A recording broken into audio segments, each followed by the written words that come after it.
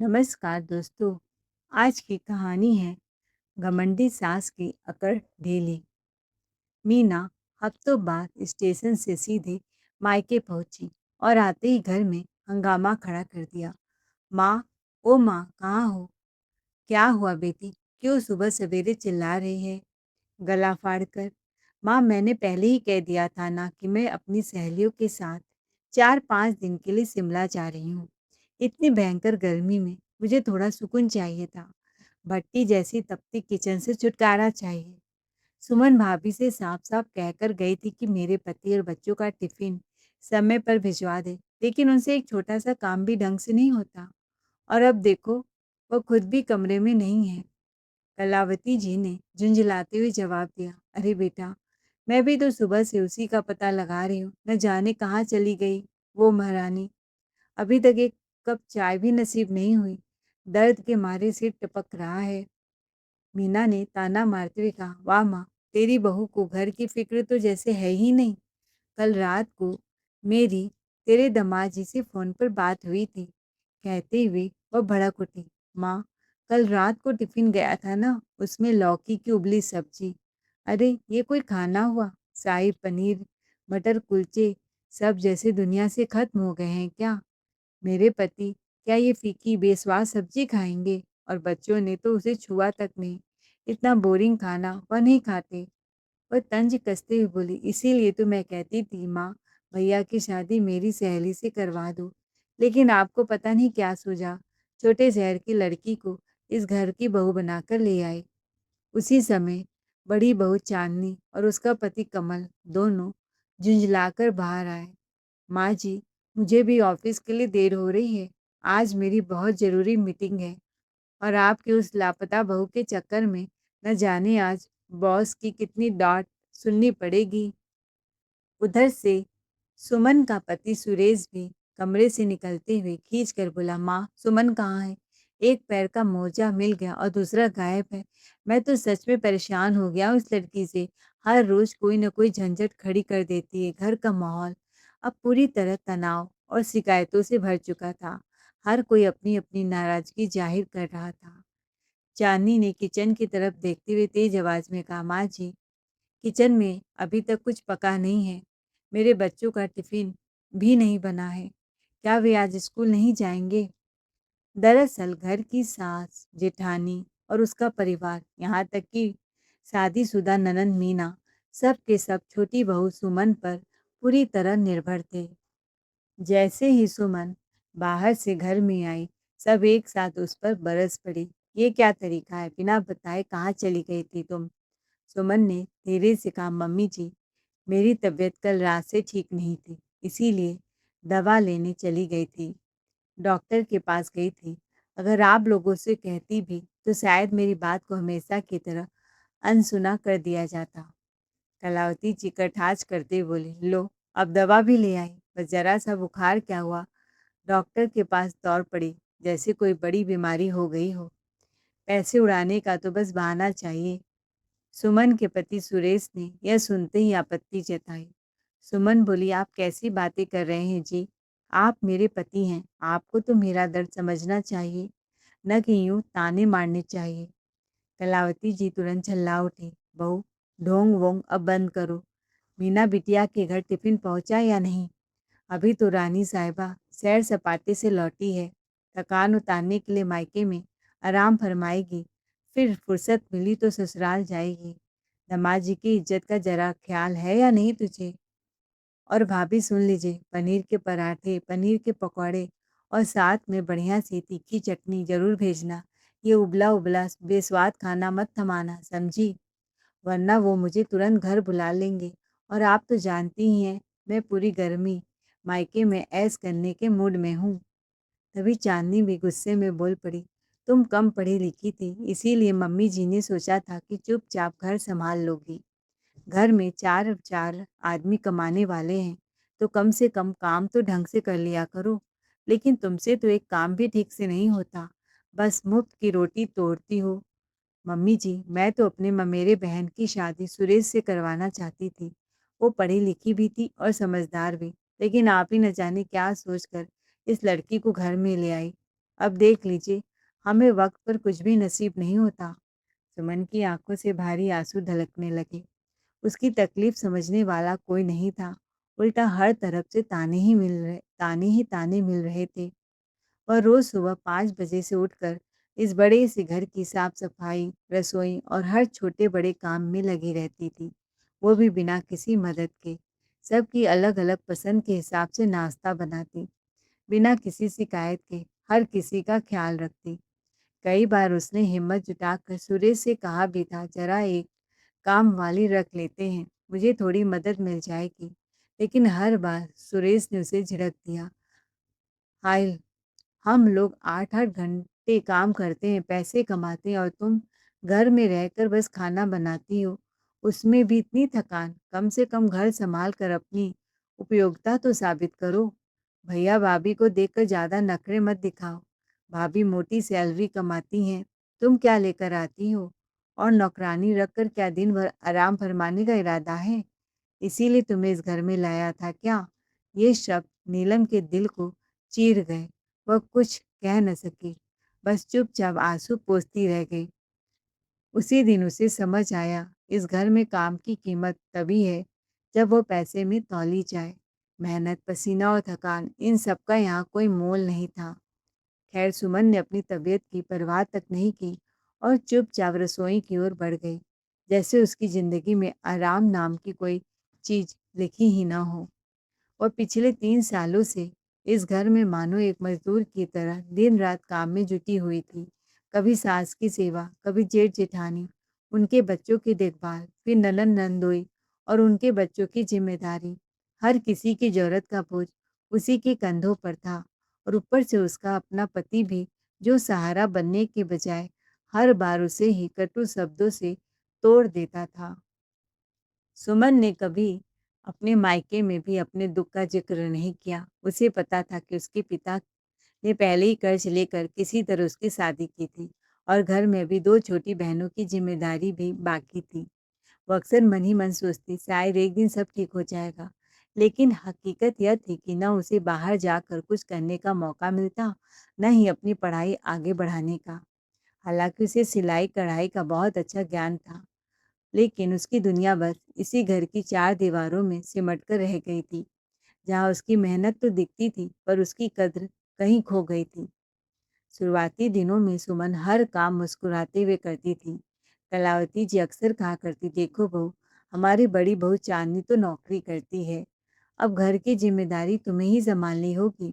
आखिर इस घर की लक्ष्मी तो तुम ही हो।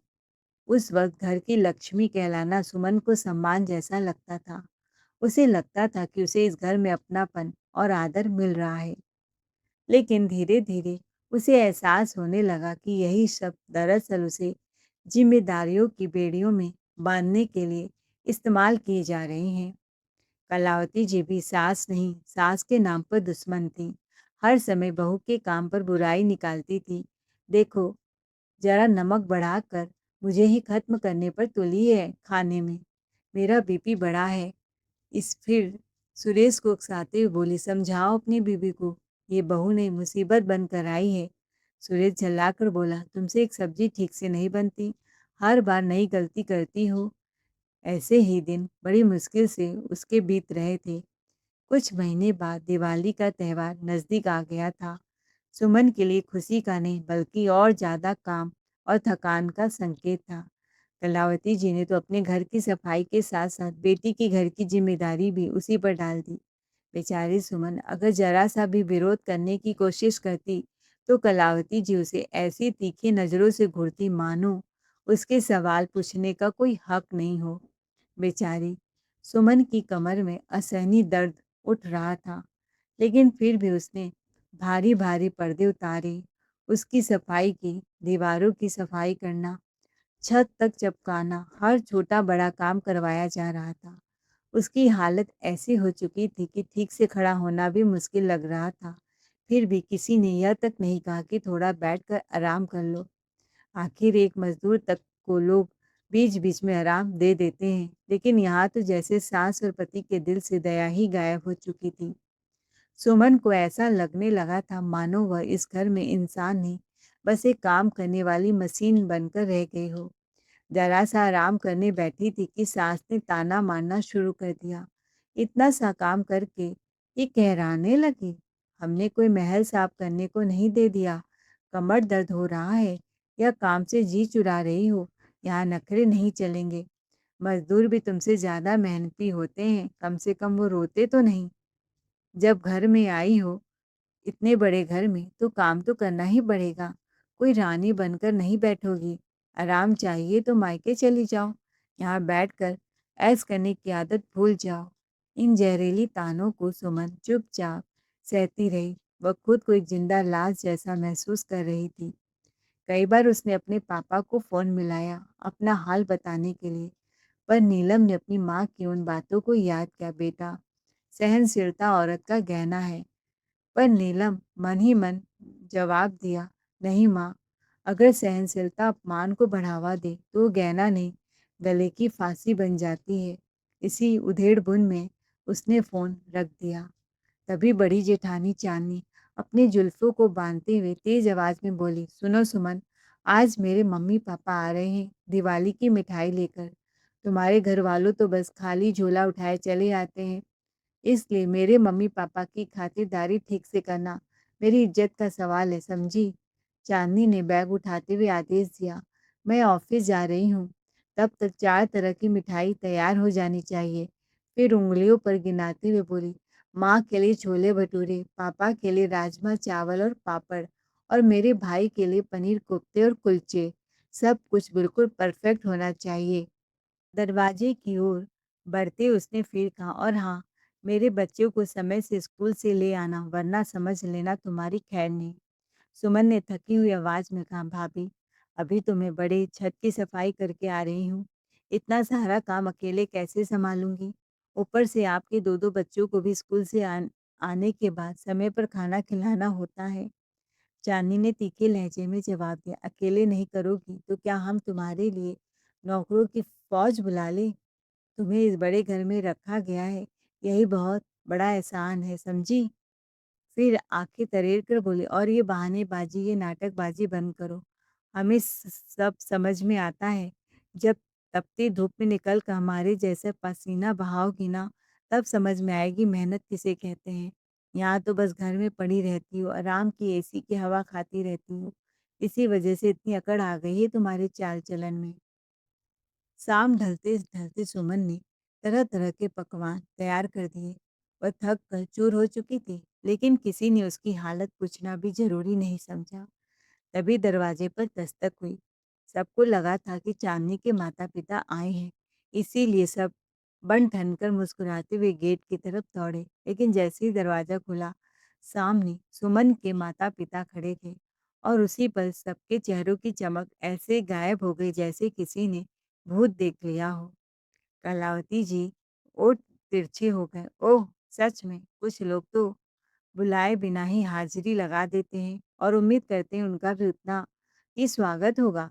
रामलाल जी चुपचाप हाथ जोड़कर खड़े थे। वो अंदर हॉल में आए। जैसे ही उन्होंने अपना पुराना सा झोला सोफे पर रखा, कलावती जी चीख पड़े, अरे! ये कैसा गंदा झोला उठा लाए हो? समधी जी, मेरा आलीशान सोफ़ा खराब कर दोगे क्या?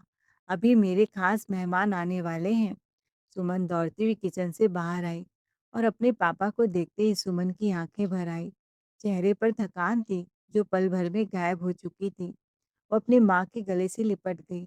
ये क्या हाल बना रखा है बेटी? तू इतनी कमज़ोर क्यों हो गई है?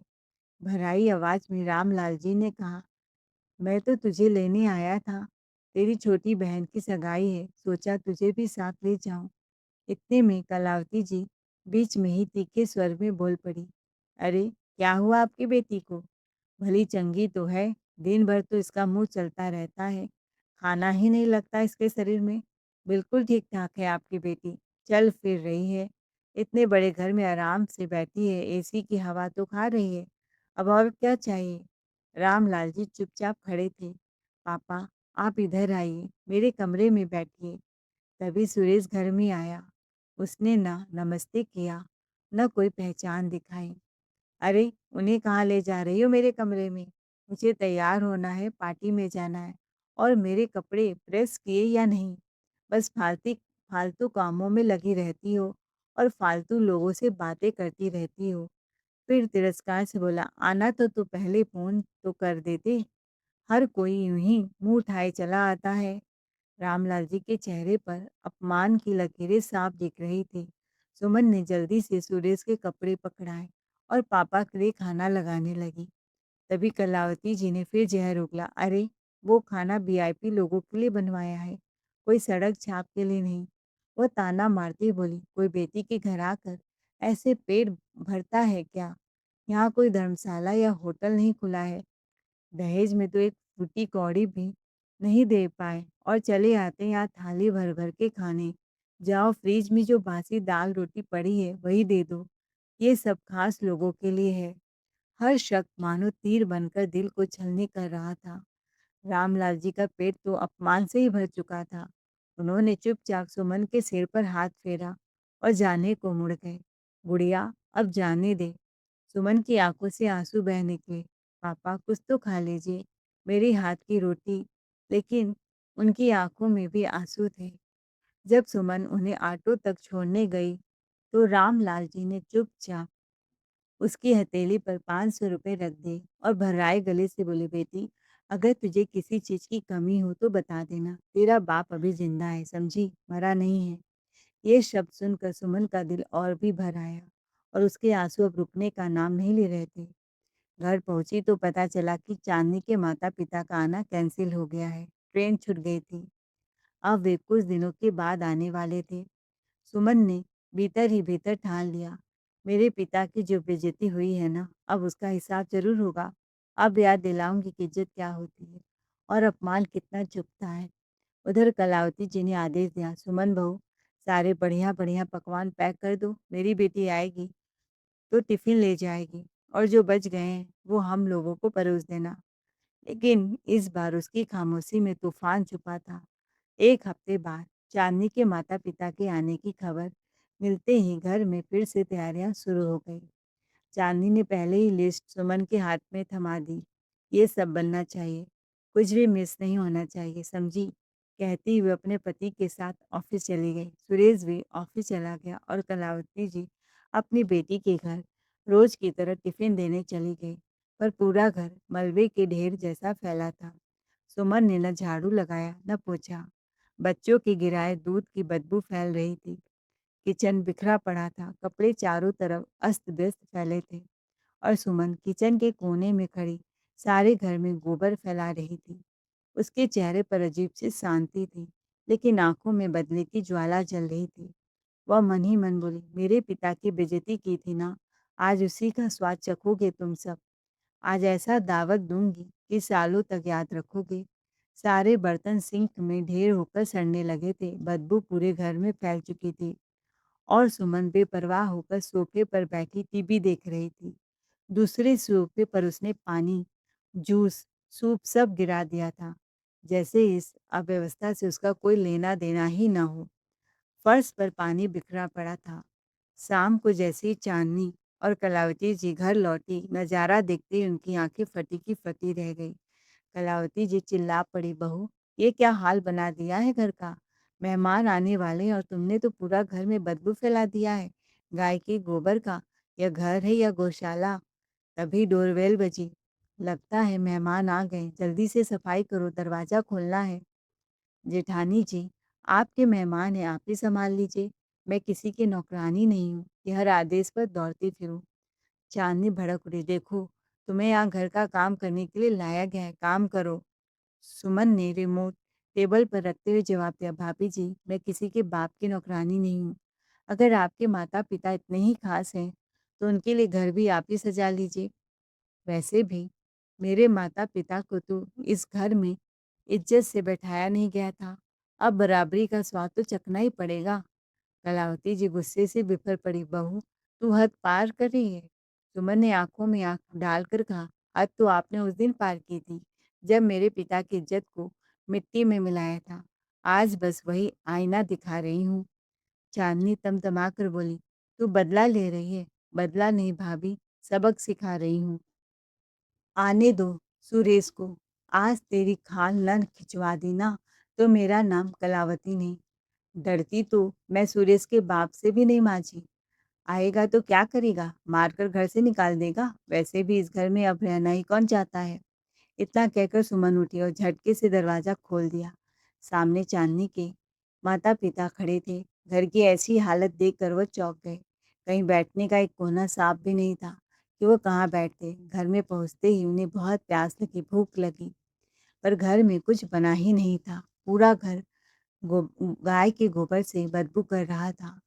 फिर सुमन अपने कमरे में जाकर बेपरवाही से लेट गई। तभी दरवाजा धड़ाम से खुला। सुरेश गुस्से में तमतमाया हुआ अंदर आया और बिना कुछ सोचे उसके ऊपर पानी उछाल दिया।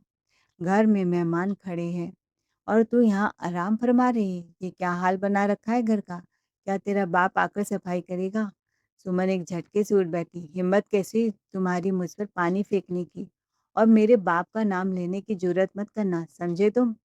कलावती जी भी आग में घी डालती बोली, देखो इसके तेवर, जरूर इसका बाप जाते जाते या पट्टी पढ़ा गया होगा। बस, अब एक शब्द भी मेरे माँ बाप के खिलाफ मत बोलिए। इज्जत करना नहीं आता तो कम से कम बेइज्जती करने का हक भी मत रखिए। सुरेश, तुमने कहा था ना कि मेरी औकात झाड़ू पोछा तक ही सीमित है, तो आज मैंने सोचा जब घर में कोई काम ही नहीं है और मेरी कोई औकात ही नहीं है, तो आज से मैं कोई काम नहीं करूँगी। मैं किसी की नौकरानी या गुलाम नहीं हूँ, जो सुबह से लेकर रात तक खटती रहूँ और बदले में अपमान ताने सुनूँ। फिर चांदनी की तरफ देखकर बोली, और जो बहू आप लोग पैसे वाले घर से लाए हैं ना, उन्हीं के घर से नौकर चाकर भी मंगवा लीजिए। मुझसे अब ये गुलामी नहीं होगी। और हाँ, खाने पीने का इंतजाम भी खुद कर लीजिए, क्योंकि आज से इस घर की रसोई पर मेरा हक खत्म और मेरा काम भी। सुरेश गुस्से से उबलते हुए बोला, लगता है ये अपनी औकात भूल गई है, जरा इसे सबक सिखाना पड़ेगा।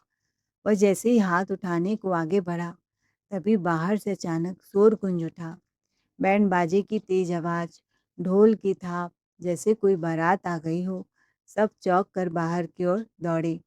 ये क्या हो रहा है? दरवाजा खुला और सामने जो नजारा था, उसे देखकर सब सन रह गए। सुमन के माता-पिता, रिश्तेदार, भाई-बहन, पड़ोसी सब बैंड बाजे के साथ खड़े थे। चेहरों पर खुशी, आंखों में आज सम्मान की चमक। रामलाल जी सबको मिठाई बांट रहे थे। सुमन भी बाहर आई। पापा आप?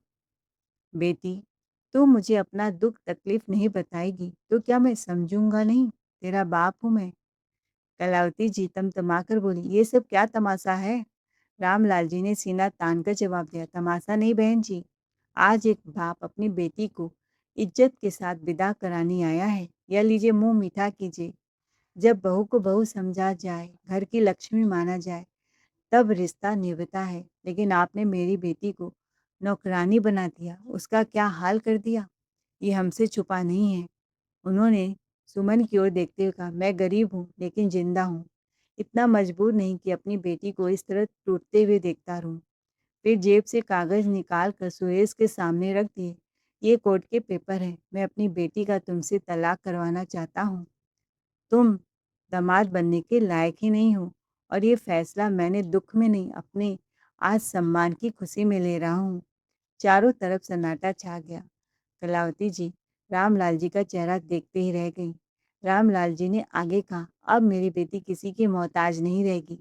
मैं इसे आगे पढ़ाऊंगा, अपने पैरों पर खड़ा करूंगा, चाहे इसके लिए मुझे अपना घर ही गिरवी क्यों न रखना पड़े। और सुन लो, मैंने अपनी दूसरी बेटी की सगाई भी तोड़ दी है। जब तक वो अपने पैरों पर खड़ी नहीं हो जाती, मैं उसका विवाह नहीं करूंगा। ये एक बाप की प्रतिज्ञा है। मेरी बेटियां मेरे लिए बोझ नहीं है। बैंड बाजे की आवाज़ फिर गूंज उठी। रामलाल जी झूम झूम कर नाच रहे थे, लेकिन इस बार वो किसी शादी की नहीं, एक बेटी की आज़ादी और सम्मान की जीत की धुन थी। मोहल्ले वाले लोग गरीब पिता की हिम्मत की, हौसले की मिसाल दे रहे थे। क्या सही कदम लिया था? सुरेश और कलावती जी ने गुस्से में तलाक तो दे दिया, लेकिन तलाक के बाद सुमन की सारी अकड़ ढीली हो जाएगी, ऐसा वो सोच रहे थे।